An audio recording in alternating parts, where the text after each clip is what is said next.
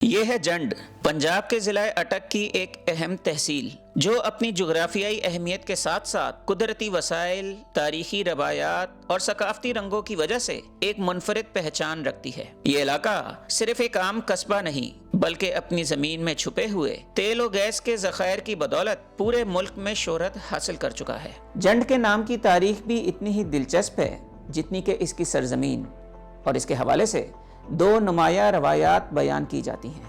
ایک روایت کے مطابق جب یہاں پہلی بار آبادی قائم ہوئی تو اس مقام پر جنڈ کا ایک بڑا اور نمایاں درخت موجود تھا، اور اسی درخت کی نسبت سے اس کا نام جنڈ مشہور ہو گیا۔ جبکہ دوسری مقامی روایت بیان کرتی ہے کہ اس علاقے کو آوان قبیلے کے ایک فرد جنڈ نے آباد کیا تھا، اور اسی کے نام پر یہ قصبہ آج تک اپنی شناخت قائم رکھے ہوئے ہے۔ تاریخ کے اوراق میں یہ بات بھی سامنے آتی ہے کہ جنڈ کا شہر سکندر اعظم کے دور میں بھی آباد تھا، جو اس بات کی نشاندہی کرتا ہے کہ یہ علاقہ صدیوں سے انسانی سرگرمیوں کا مرکز رہا ہے۔ دوسری جانب کچھ لوگ رائے رکھتے ہیں کہ اس شہر کو شیر شاہ سوری نے آباد کیا تھا۔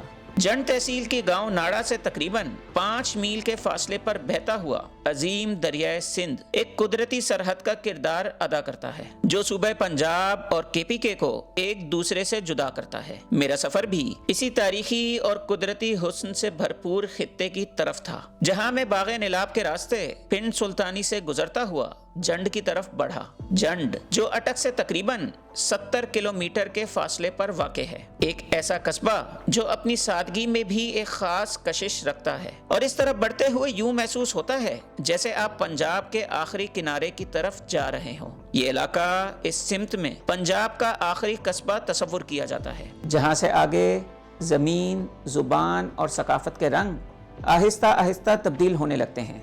تو جانتے ہیں جنڈ شہر کی چند خاص باتیں۔ Number 1، paints.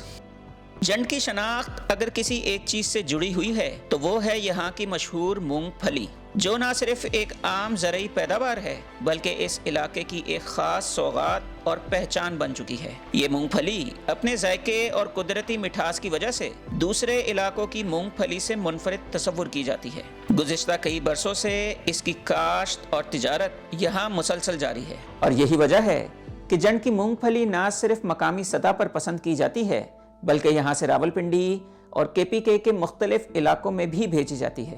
اس وقت میں جنڈ کے اسٹیشن بازار اس کو کہہ سکتے ہیں، راولپنڈی کو ہارٹ روڈ بھی ہے، جہاں پہ بہت زیادہ مونگ پھلی کی ہمیں دکانیں نظر آ رہی ہیں، اس کی بٹیاں نظر آ رہی ہیں، اور یہ مقامی سوغات ہے جو یہاں سے KPK تک بھی جاتی ہے، راولپنڈی تک بھی جاتی ہے۔ اور ادھر اکثر گاڑیاں میں نے دیکھی ہیں رک کے مونگ پھلی بھی لے رہے ہیں، اور میں نے اس کو کلوزلی بھی دیکھا ہے، یہاں پہ بٹی میں مونگ پھلی تیار بھی ہو رہی ہے۔ اور جنڈ کی جو مونگ پھلی ہے اس کی خاص بات یہ ہے کہ یہ اپنے ذائقے میں، اپنے ٹیسٹ میں بہت خستہ ہے، لذیذ ہے، ورنہ مونگ پھلی تو ہمیں پاکستان کے اور بھی بہت سے شہروں میں ملتی ہے۔ تو یہ ایک اور خاص بات جو میں نے جنڈ کے وزٹ کے دوران یہاں پہ دیکھی ہے۔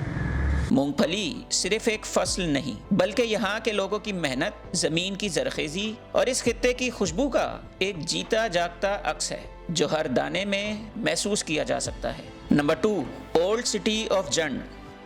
وقت کے دھارے کے ساتھ اگر ہم جنڈ کے ماضی کی طرف نظر دوڑائیں تو ہمیں اس کے پرانے شہر کی ایک الگ ہی کہانی سنائی دیتی ہے جو آج بھی اپنی خاموش دیواروں میں کئی یادیں سموئے ہوئے ہے۔ کہا جاتا ہے کہ قیام پاکستان سے پہلے یہاں ہندو برادری کی خاصی آبادی موجود تھی جو 1947 میں تقسیم کے وقت نقل مکانی کر کے بھارت چلی گئی۔ ان کے جانے کے بعد ان کی چھوڑی ہوئی عمارتیں وقت کے ساتھ نئی شناخت اختیار کرتی گئیں، اور انہی میں سے ایک عمارت میں بعد ازاں گرلز ہائی اسکول قائم کیا گیا۔ اگرچہ وقت گزرنے کے ساتھ بہت کچھ بدل چکا ہے، مگر پرانے دور کی جھلکیاں آج بھی جنڈ کی گلیوں اور عمارتوں میں واضح طور پر دیکھی جا سکتی ہیں۔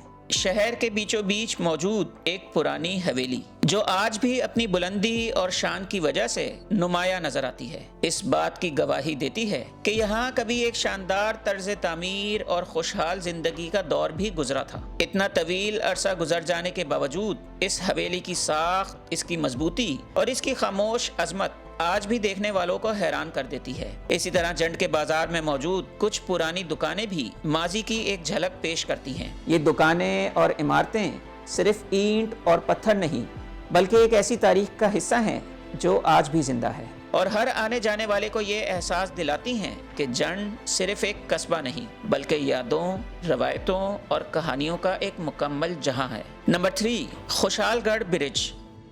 جنڈ سے چند کلومیٹر نیچے کی سمت خوشحال گڑھ کے مقام پر دریائے سندھ کے اوپر ایک مضبوط اسٹیل سٹرکچر پر مشتمل ایک تاریخی پل تعمیر کیا گیا، جو ساخت اور انداز کے لحاظ سے بالکل ویسا ہی دکھائی دیتا ہے جیسا اٹک خرد کے مقام پر موجودہ پل۔ اس پل کی تعمیر کا آغاز 1902 میں مسٹر رابرٹسن کی نگرانی میں ہوا اور کئی سال کی مسلسل محنت کے بعد یہ 1907 میں مکمل ہوا، جس نے اس خطے کی آمد و رفت میں ایک نئی آسانی پیدا کر دی۔ یہ پل جنڈ اور خوشحال گڑھ کو آپس میں ملاتا ہے اور دریائے سندھ پر بننے والے دیگر پلوں کے مقابلے میں سب سے چھوٹا سمجھا جاتا ہے۔ اس پل کی خاص بات یہ تھی کہ اس کے اوپر سے ریلوے ٹریک گزرتا تھا، جبکہ نیچے سے عام ٹریفک کی آمد و رفت جاری رہتی تھی۔ وقت کے ساتھ بڑھتی ہوئی ضروریات کو مد نظر رکھتے ہوئے 2010 میں OGDC اور ہنگری حکومت کے تعاون سے اس کے ساتھ ہی نیا پل تعمیر کیا گیا، جسے خاص طور پر عام ٹریفک کے لیے بنایا گیا۔ تاہم پرانا پل آج بھی اپنی جگہ پر قائم ہے۔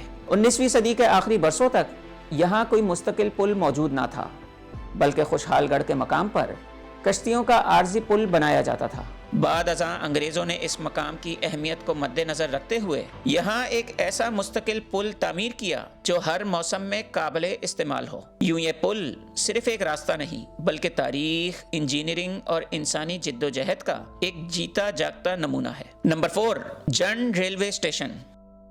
برطانوی دور میں جنڈ کی اہمیت کو مد نظر رکھتے ہوئے یہاں بنیادی مواصلاتی اور انتظامی سہولیات قائم کی گئیں، جن میں ریلوے اسٹیشن، ڈاک خانہ اور ٹیلی گراف آفس شامل تھے، اور یوں یہ قصبہ آہستہ آہستہ ایک متحرک اور مربوط مرکز کی شکل اختیار کرنے لگا۔ وقت گزرنے کے ساتھ جنڈ ایک اہم ریلوے جنکشن بن گیا، جہاں آج بھی روزانہ مختلف سمتوں سے ٹرینیں آتی جاتی ہیں۔ اس ریلوے اسٹیشن کی ایک دلکش اور منفرد بات یہ ہے کہ یہاں کے عملے نے اپنی محنت اور ذوق سے اسے ایک اسٹیشن نہیں رہنے دیا بلکہ ایک خوشگوار جگہ میں بدل دیا ہے، جہاں ایک چھوٹا سا باغ اور مسافروں کے لیے آرام دہ بینچ رکھی گئی ہیں۔ آخر میں ان تمام لوگوں کا شکریہ جنہوں نے مجھے اس خوبصورت شہر کی سیر کروائی۔ اب اس سفر کا اگلا مرحلہ مکھٹ شریف کی جانب ہے، جہاں ایک نئی کہانی، نئے مناظر اور ایک اور تجربہ میرا منتظر ہے۔ دریائے سندھ کا سائیکل سفر ابھی جاری ہے۔ مزید ویڈیوز دیکھنے کے لیے ہماری ریور انڈس سیریز کو فالو کیجیے گا۔ یہ ویڈیو کیسی لگی ہمیں کمنٹ سیکشن میں ضرور بتائیے گا، اور پالوا ڈاؤن دی روڈ کو فالو کرنا نہ بھولیے گا۔ ملتے ہیں اگلی ویڈیو میں۔